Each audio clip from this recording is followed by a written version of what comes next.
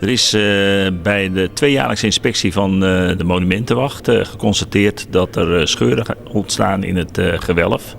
En dat heeft aanleiding gegeven tot nader onderzoek. En daaruit is gebleken dat er dingen moeten gebeuren om de toren te restaureren en hem overeind te houden.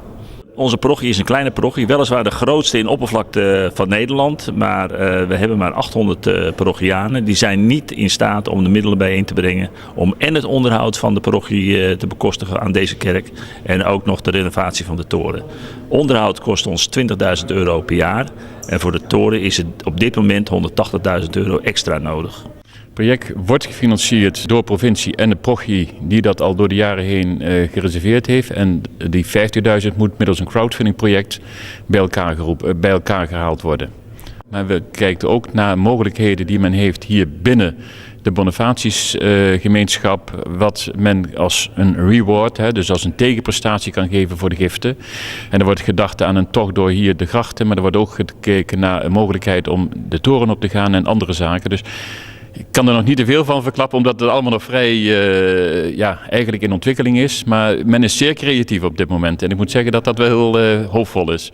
Wij hopen in het najaar, dus oktober, november, de stijgers rond de toren te kunnen zetten.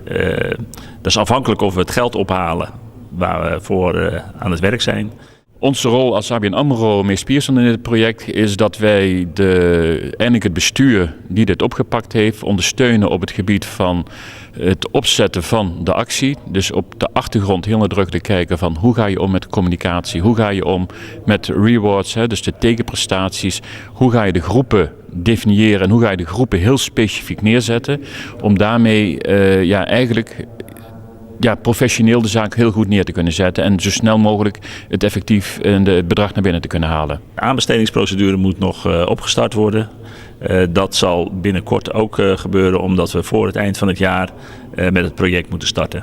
Wij hebben een stichting opgericht. Daar kunnen mensen donateur van worden. Daarnaast kunnen bedrijven, die gaan we er ook voor benaderen, ons sponsoren. Er wordt een grote loterij georganiseerd waar iedereen uit het Noordoost-Friese aan deel kan nemen om de Bonifatiustoren voor Dokkum te behouden.